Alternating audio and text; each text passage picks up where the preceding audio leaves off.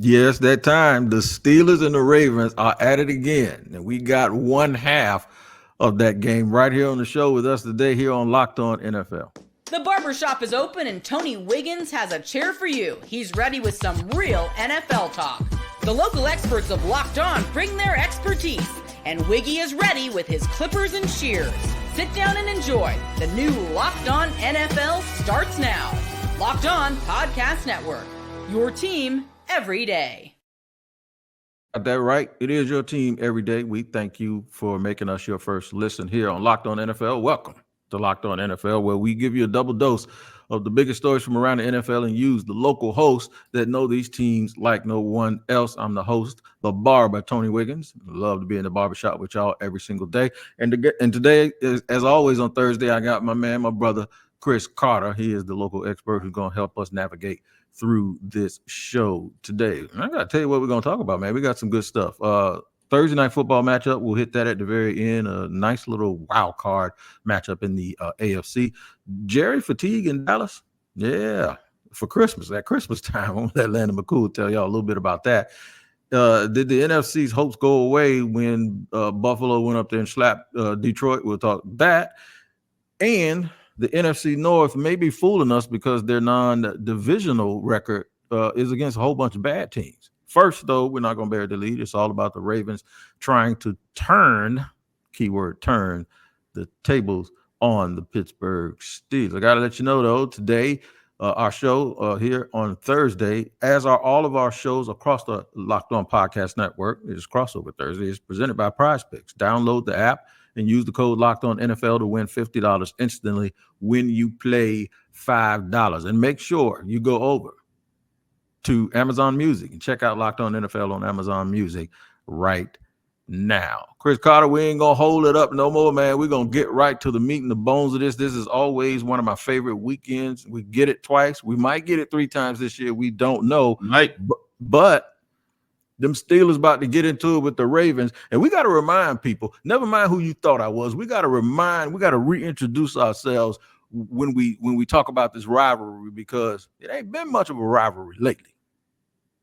No, I mean, the Steelers and the Ravens, they're all close games, and I think that's the part that's still a rivalry. But the Steelers have won 8 out of the last 9, including 4 straight. And if the Ravens lose this game, they will have been swept back-to-back years by the Steelers.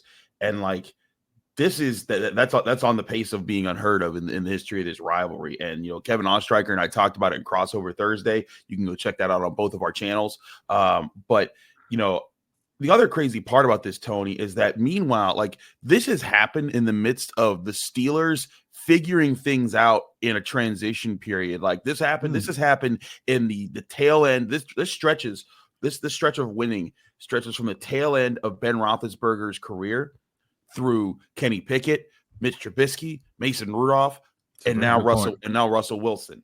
And in the midst of it, you had 2-time MVP quarterback Lamar Jackson on the other side. But I think a key part of this is you look at this stretch of games, the 8 out of the last 9 the Steelers have won. No team has scored more than 20 points in this game since 2020, when the Steelers won 28-24 in Baltimore. Ever since then, it's been 19-14 Steelers, 2019 Steelers, 16-13 Steelers, 16-14 Ravens, 16-13 Steelers, 17-10 Steelers, 17-10 Steelers, 18-16 Steelers. No team is scoring more than 20 points in the past 4 years. That is insane. And that is insane. How good these defenses are against each other, how it gets down to this. And that part is still the rivalry, is that these teams have always been about defense. These franchises have always been about defenses. And granted, even when they've added offensive power to their ranks, like you look at Derrick Henry and Lamar Jackson. Lamar Jackson is in the conversations. However, you may think Josh Allen's leading it right now, but if there's another quarterback that's chasing him right now, I'd say it's Lamar Jackson.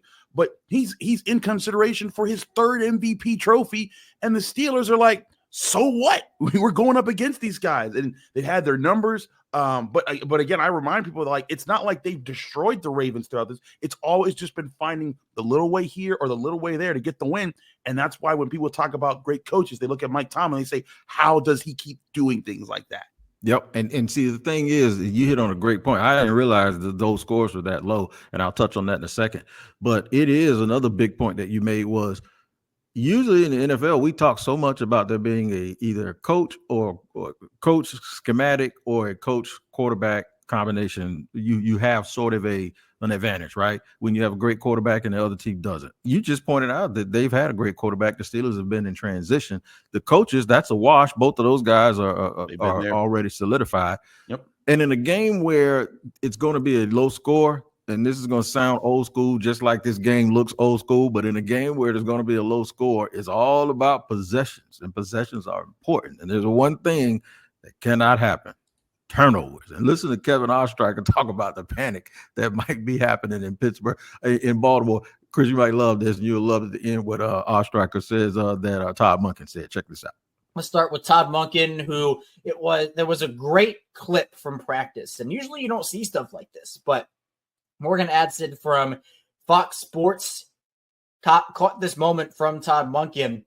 Essentially, the Ravens wide receivers were doing a ball security drill where you're trying to punch out the ball, and Todd Monken clearly didn't like what was going on. So you can see him being very passionate about it, saying, they're going to punch the ball out, and running the length of the field to the wide receivers, and him himself demonstrating this is what they're going to do. He said they're going to punch the ball out coming from behind, or they will, punch straight down, get the ball out.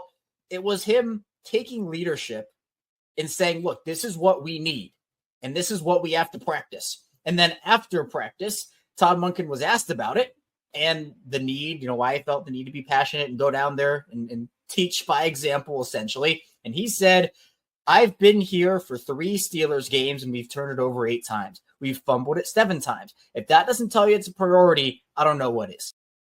Look at that. Look at Todd Monken letting them know the recent history just to make you understand that this is important. And these two teams are traditionally good. It's everybody knows turnovers can be a detriment, but for him to reiterate that over and over and over again, it just shows you, man, they are doing everything they can to try to break this mojo and get that 8 of 9 out of there, because Baltimore is too good of a team to let anybody do it like this over a long period of time. Yeah, I mean, here's the thing: is that the Steelers, they live by the turnovers. That's what they and it's kind of crazy. But you look at it, and people say, "Oh, well, you can't create turnovers; they just kind of happen." The Steelers have found a way to do that. The last year they had 27 turnovers. This year they already have 30 turnovers, and they're leading the league with 30 takeaways right now. Their turnover differential is plus 18. That's tied with the Bills for best in the NFL. So they find a way to be opportunistic. In the last Steelers-Ravens game, they forced 3 turnovers on those guys. Nick Herbie getting busy, Patrick Queen stripping Isaiah Likely at the end of the half, gave the Steelers a big score before halftime. They kind of reset the game for them.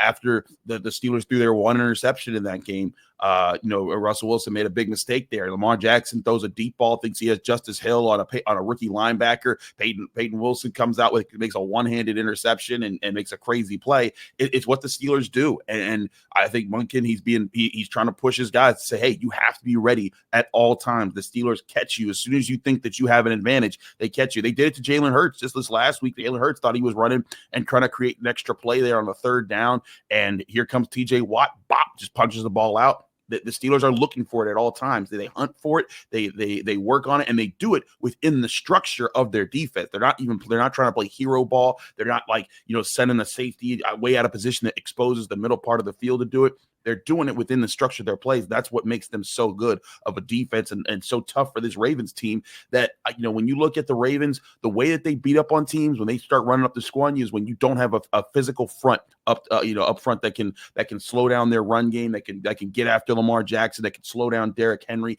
And then when you can kind of base that balance off, then the Ravens, if they know they can run the ball on you, then they know they can get you on your heels, and then the passing game starts clicking, and then everything's over for you. It's why the Bills did not stand a good chance against the Ravens, and why I think the Bills need to be hoping in the playoffs that that's the one team that they don't run into, because I think the Ravens have their number. But on the flip side, the Steelers and the Chiefs, they have those type of fronts. I think they are the type of team that the Ravens aren't good at handling it right now. Now, of course, the Ravens can shut everyone up and beat the Steelers on Saturday. Now, and here's the thing. If the Steelers win, Division's over. They've won the AFC North with two games to go, and that would be crazy to think about with how crazily competitive this division has been. But even if the Steelers lose, they have a chance to win out. If they win out, they still win the division. So this is a big matchup. I think this is the Ravens. Their backs are up against the wall. They got to come out swinging in this one if they want to have a chance. Let me ask you something real quick. A status check on TJ Watt, because that is a huge important factor in this game. Now, the thing is about the Steelers right now, I think they're playing it safe right now. They're trying to make sure that he doesn't really strain anything. But you look at the injury report and what it said for yesterday. TJ Watt was a limited practice participant. He did not practice on Tuesday. I think today, Thursday, he's gonna be either limited or full again. I think he's gonna play in this game. Just a feel that I have. Mike Tomlin, when he came in on Monday for his press conference and we were talking to him, he said he felt he was surprised about how well TJ Watt was moving around. And I get the impression TJ Watt's going to play. The big question to me is going to be George Pickens, because he's the best playmaker on offense the Steelers have. He is dynamic as a wide receiver. When he was healthy, he was a top 5 receiver in yards. If he's healthy, it changes a lot. Also, Deshaun Elliott, a key safety for the Steelers, who's been really helpful against the run and covering tight ends, which with Mark Andrews, that's a big deal. All those guys are going to be the people that you watch for. I think TJ Watt's going to play, but I think if you're looking on the Steelers injury report for any updates, it's George Pickens, it's Deshaun Elliott. Those are the two names you need to really watch for. No doubt about it, man. Big game this weekend. Always looking forward to it. It's kind of like on Saturdays, you watch Georgia, Alabama, Ohio State, Michigan, and on Sundays, anytime you get a chance to watch Pittsburgh, Baltimore, or Saturday, or whatever day it is, you find a way to get that done. We're going to get some things where we're going to talk about the NFC North. And have they been fooling us? Because Peter Bukowski kind of told us a couple of weeks ago on that same squad show, he's like, man, they need to reseed, man. All the good teams, man. He didn't say it like this, but I'm saying all the good teams in the NFC North. Well, David Harrison has a very, very interesting thing to say about that.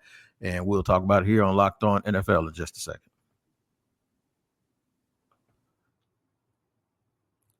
Today's show is brought to you by College Football Playoff. That's right, man. It is time for college football's playoff. It is back. And with the newly expanded 12-team format, it's guaranteed to be bigger and better than ever, bringing you all the hard-hitting and high-flying excitement that you love. TNT Sports coverage of the College Football Playoff begins December 21st, starting with the College Football Playoff show presented by AT&T at 11 a.m. Eastern, leading into the first matchup, which Southern Methodist University Mustangs battling the Penn State Nittany Lions at noon. Then the Clemson Tigers look to upset the Texas Longhorns in a showdown at 4 p.m. Eastern. Don't miss a moment of the action. Watch the College Football Playoff presented by Allstate live on TNT, True TV, TBS, and Max. And today's show is brought to you and sponsored by Hillsdale College. Look, man, time is our most precious commodity. So don't waste it scrolling through the same mind-numbing content for hours and hours. How can you spend it wisely to improve yourself? History, economics, the great works of literature, the meaning of the U.S. Constitution. Did you study these things in high school? Probably like me, you were sleeping and playing around in the back. But even if you did or didn't, it's never too late for a refresher. And our sponsor at Hillsdale College is offering more than 40 free online courses, including the ones I mentioned earlier, and the rise and fall of the Roman Republic. And how about this brand new documentary style course on Marxism, socialism, and communism? All of Hillsdale's courses are self-paced so that you can start whenever and tune in wherever. Plus, you can go deeper with readings, quizzes, discussions, or just enjoy the lectures. Go right now to hillsdale.edu/locked-on to enroll. There's no cost, and it's easy to get started. That's hillsdale.edu/locked-on to register. hillsdale.edu/locked-on.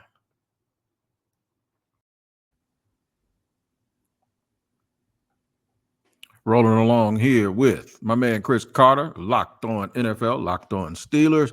We just previewed the Ravens and the Steelers. There's a lot of other stuff we're going to get to. We're going to get to it right now. We're going to start in the other division that I think is the toughest one in the National Football League, and that is the NFC North. The AFC North and NFC North, I'm telling you, these northern teams are doing their thing.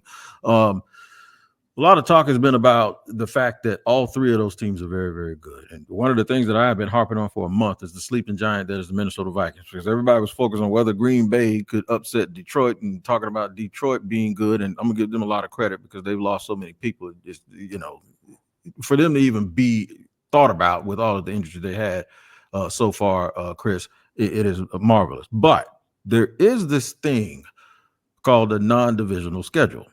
David Harrison kind of believes that maybe, just maybe, what has happened is we have kind of been put to sleep because they played the AFC South and the NFC South. Listen to this very interesting comment from David. But here's the thing I look about when I talk about the NFC North, and I talk about the Detroit Lions, specifically the Minnesota Vikings and Green Bay Packers, because a lot of people are pointing to these records and look how strong the NFC North is. The NFC North played two divisions this year, just like every other division did.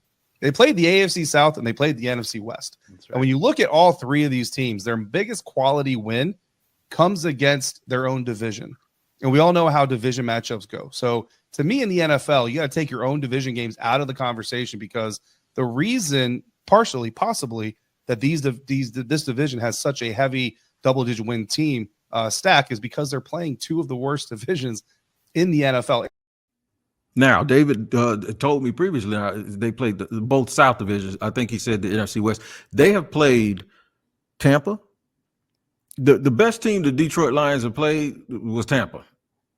And they lost to them outside of their own division. They lost to them until they had previously beaten the Buffalo Bills. And yeah, everybody's run through the Jaguars and run through the Titans. He's making a very, very valid point that, hey, maybe when you get these guys outside of that division, they can beat up on they beat up on these bad teams, and that's why their interdivision record looks so good. It's a really good observation. I mean, you look at quality wins. I think that the Texans are still a quality win if you look at that. They're a good team. They lead the AFC South, but when you look at it, the Lions beat the Texans, the Vikings beat the Texans, and the Packers beat the Texans. So if you're beating the best team in the AFC South, yeah, and you look at the losses for some of these teams and the teams that they faced. I think the other quality wins you could look at, I think the Rams and the Seahawks could kind of count from the NFC West. They're not juggernauts, but they're competitive teams. But you look at the teams like who the Packers have lost to. They lost to the Eagles. They got swept by the Lions, and they lost to the Vikings. So they've lost 3 games in their division, and they lost to the other really serious contender in the NFC. But to Dave's point, okay, so maybe there's something there. You look at the Vikings, their quality wins. Texans, they've beaten the Packers. They lost to the Lions and the Rams. But you look down the line here, the Cardinals, maybe, the Falcons, I think we could kind of say that they're definitely not in that category. So you could bring up questions there about that. Texans, though the Texans again look like the best win there outside of division. And then you talk about the Lions, like you said, they lost to the Buccaneers. They did beat the Rams, Cardinals, Seahawks. They handled that business there. But they've beaten the Vikings, they've beaten the Packers outside of division. You look at it, it's the Texans. That's probably their best win on the year. And it's crazy to say about the Lions because of how well they've played. And I will say they went back, they went toe to toe with the Bills. They had to come back a little bit late to make it close, but losing by 6 to the Bills, it's not a bad loss. But there might be something there, because I do think the one team that everyone in the NFC should be scared about is the team that beat the Steelers this weekend. That's the Eagles. They're physical, they're athletic, they're talented, and now they're tied with the Lions for the top record in the NFC right now. The only thing that keeps the Lions on top of the conference is their conference record. I'd be eager to see, how this plays out. Right now, I think the Eagles are playing really good ball. I think the Vikings are doing some special things on defense that kind of keep them in games when their offense is struggling. And when you have Jordan Addison and Justin Jefferson and TJ Hawkinson, it makes life easier for Sam Darnold to kind of get busy. And I think that's kind of what's allowed them to go there. But I wouldn't be shocked if there was some shaking up in these playoffs of some teams that like the Lions or like the Vikings that already have 12 wins that all of a sudden get rocked by one of these other teams, because I do think that there's a little bit of parity coming in both of these sets of playoffs on the AFC and the NFC come January. It feels like some people think that the hopes of the NFC, because look, they've had to endure the Patriots, and now they're enduring. When I watch these games, sometimes I hear people talk, when they talk about the Chiefs and the referees, I'm like, here we go again. That's the same thing I heard for almost 20 years with New England. And now because your team has been very good over the last 25 years, and they've had to deal with these teams, and you know that is real and that exists. So there's this little bit of a feeling that Detroit was the hope and the savior of the NFC, and then when they finally Buffalo comes in there and be like, oh yeah, wait a minute, let me make this clear. Y'all still over there.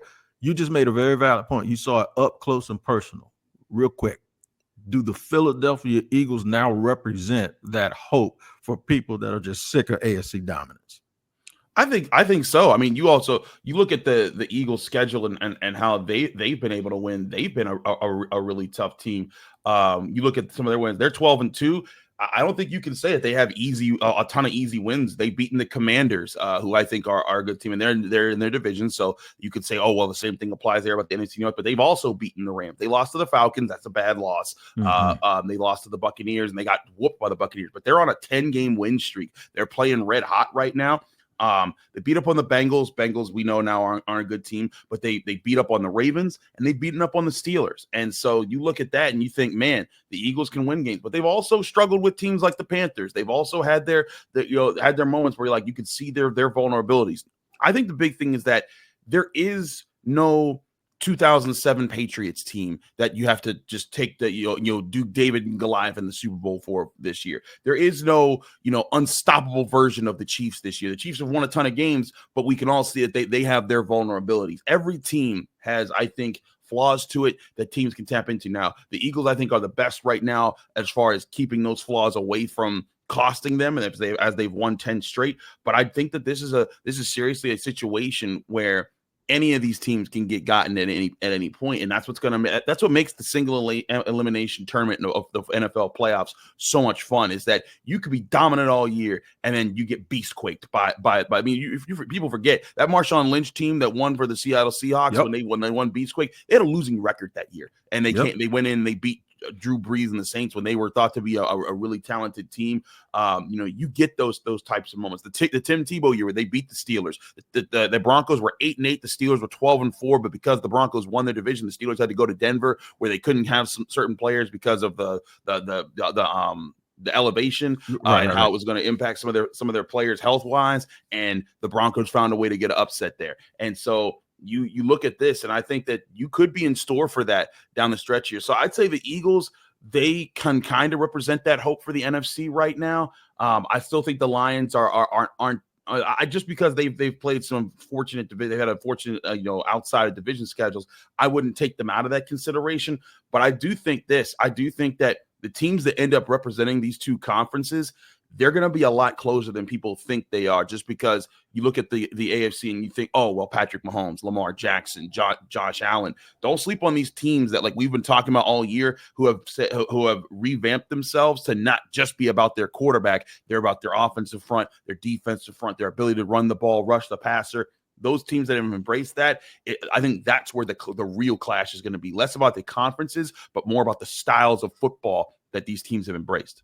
And if people are paying attention to what Chris said, there's a little nugget that you may pull out here that you didn't even know. The Tampa Bay Buccaneers have beaten both Detroit and Philadelphia, and they are getting healthy. And they recently won it, so they understand as an organization what it takes. I'm just saying, my man Chris mentioned Seattle, and he mentioned that teams that are building, not building so much around their quarterback, but all of the other things, watch out for Tampa, and we'll discuss that moving forward as we get closer to the Commanders, Lions, Eagles, Chargers. That's 4 playoff wins on the register. Now, they also went through a tank for a little bit because they've also lost to some really good teams. The Broncos, Ravens, Chiefs have all beaten them. And they went into they lost 5 out of 6 games at one point, but now they're on a 4-game win streak. They just beat up on the Chargers, and they have 3 very beatable teams: the Cowboys, Panthers, and Saints to finish out the season. The Buccaneers could be one of those teams I'm talking about that, like, they roll into Philadelphia or Detroit. Or if they're going to win their division, teams might have to roll into their stadium, and that might be the problem there. So like I said, I think that we're all going to talk about who's top dogs. I'm not sure if the top dogs would come out of either conference, because I think both conferences have teams that are working their way up the standings that are really tough right now. No doubt about that. We're giving out Christmas presents in segment 3. We're going to give them out to Dallas Cowboy fans. I know y'all wondering, what is Wig talking about? We're going to do that and take a look at the Thursday night football matchup. We'll do it in just a second here on Locked On NFL.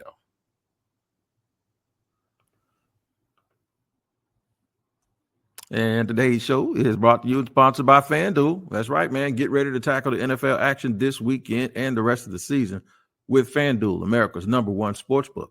Because right now, new customers can bet $5 and get $150 in bonus bets if you win. The FanDuel Sportsbook app gives you everything you need to place live bets on the NFL all in one place. So when you get a hunch in the middle of the game, you can check out the latest stats, view live play-by-play, and so much more on the same page where you place your bets. Just visit FanDuel.com to join today.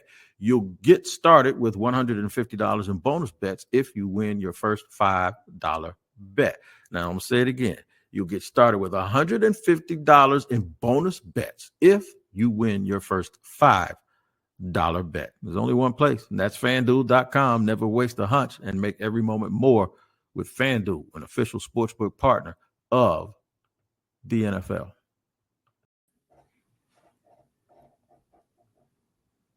All right, our Thursday edition of Locked On NFL is sponsored by Prize Picks. It is Crossover Thursday here across the podcast network of Locked On Podcast Network.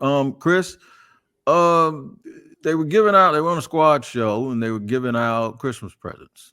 And David Harrison asked Landon McCool of Locked On Cowboys if there was something that he could give the Cowboy fans that would make them really, really happy. And he had a very interesting answer. But we are right now in fire everybody season in markets like the one that I cover.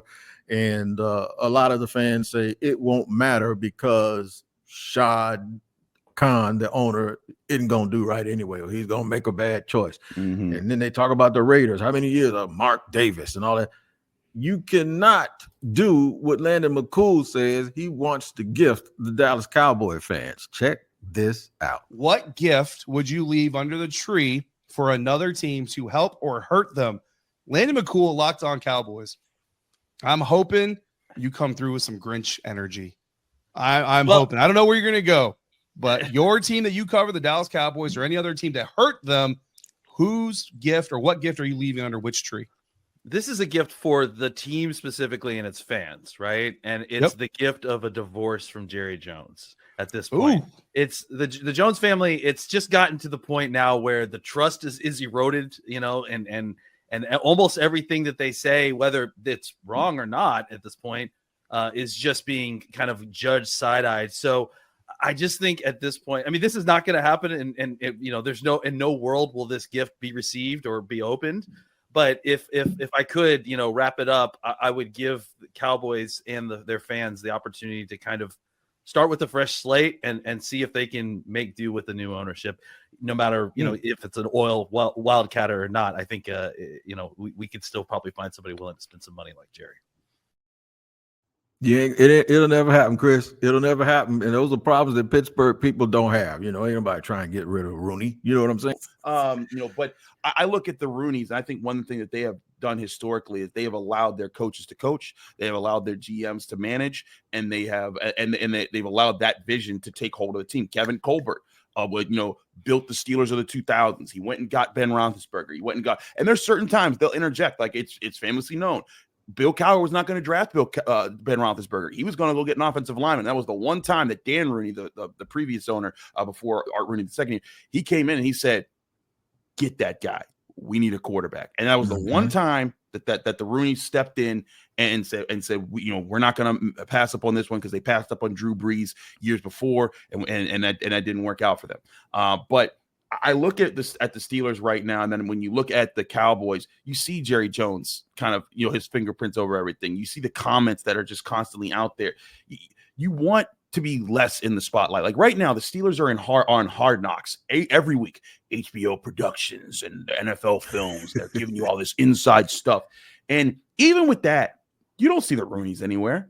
You don't see them involved. You see Mike Tomlin giving speeches. And Mike Tomlin, I'll tell you, he don't even want this stuff. He's like everyone's like, man, he looks so good in this. Mike Tomlin's like, get these cameras away from me. You look at the post-game speeches and where they are. you'll see John Harbaugh's post-game speech. You'll see Zach Taylor's post-game speech. You'll see Kevin Stefanski's post-game speech. You ain't seen Mike Tomlin give a post-game speech yet. You'll see him like walk to the locker room. They'll do the dance after he does his talk. But the Steelers are about keep them cameras away from us. We want consistency. We want the spotlight somewhere else. We want us to be able to do what we just let us focus on our work. And I think that's the part of the Rooney mentality. And that's something that I think the Cowboys could embrace because, again, the Steelers, they've been rebuilding for the past 5 years. It was like Ben Roethlisberger, when it was after 2018, when he suffered that injury in 2019, the Steelers had a really long process to get out of what was just an unfortunate contract for them with Ben Roethlisberger. They had to rebuild. They missed their quarterback pick, Kenny Pickett. So they've been going through that, but they've still been able to be relevant. The Cowboys have been in their prime. They've had Dak Prescott. They had Ezekiel Elliott, and that didn't work out. They've got CeeDee Lamb. They've had the superstars lined up to be this, and they had three straight 12-win seasons, but they haven't gotten anything out of it. And I think part of it is when you look at the drama, whenever something's not gone right for the Cowboys, there's Jerry Jones, making it louder. Don't be the problem for your own franchise. Just be the owner. Trust your people to get the work. And if you want to fix things, get it done behind the scenes. Don't get it done in front of everybody else. I think that puts you on Front Street. Your players hear that. It creates confusion. It creates chaos, and it leads to more organizational issues. My grandmother told me, don't shovel crap on yourself. And newsflash, crap wasn't the word she used. So you understand what I'm saying with that. All right, so there's a Thursday night matchup tonight. Speaking of Pittsburgh, speaking of all of these teams, we talked about Buffalo, even mentioned the Chiefs. Somebody's going to be the number 2 seed. Somebody's going to be a really good number 2 seed, and they might be 14-3. The loser of this game is probably, the way the playoff works, is 2 versus 6 or 2 versus 7, right? That's the way it goes. 2 versus 7, yes. The loser of this game is probably going to be the 7 seed between the Chargers and the Broncos. Who's the harder game for that prospective 2 seed? I would say the Broncos would be the harder team to play right now. I think their defense is getting after it. You look at what they're doing right now.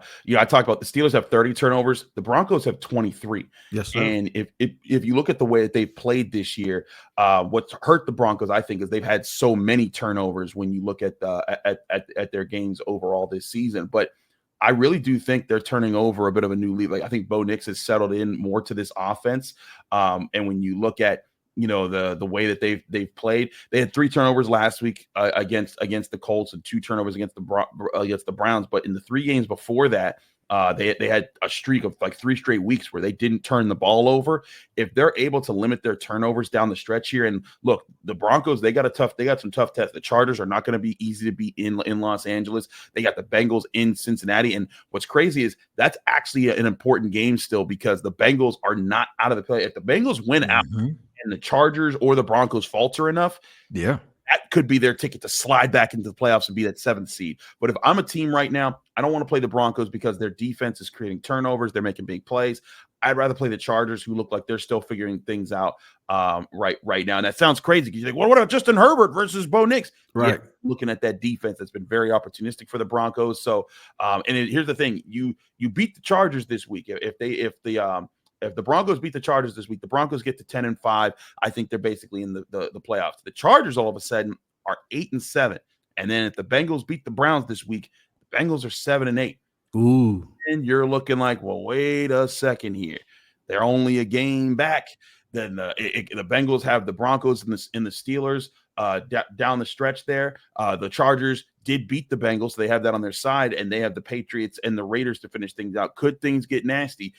It'll be really interesting to see what happens here, because whichever team loses, they're going to be looking at the Bengals and saying like, okay, what do we got to do to keep them out the playoff race? But I have the Broncos winning this one. I wouldn't be shocked if the Chargers won, because I think these teams are very close to each other. I just think the way the Broncos are playing, I'm more encouraged by that. The Chargers have also lost 3 out of their last 4 games, and those 3 teams they've lost to: Buccaneers, Chiefs, Ravens. The one team they beat, the Falcons, who just benched Kirk Cousins.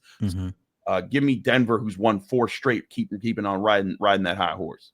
No doubt about it. Check that out on Thursday Night Football. All right, man. Make sure you check in with Tyler Rowland in the morning on Locked On NFL, because he's going to give you the biggest stories. I'm sure he'll talk about this game, especially if it is very compelling, on Locked On NFL, wherever you get your podcast, and slide back through to the barbershop. We'll be here like we are all the time on Locked On NFL and the Locked On Podcast Network. You guys have a great weekend, Chris. Get to it. I know you got a whole bunch of things to do, as you always do, and we'll see you next time here on Locked On NFL.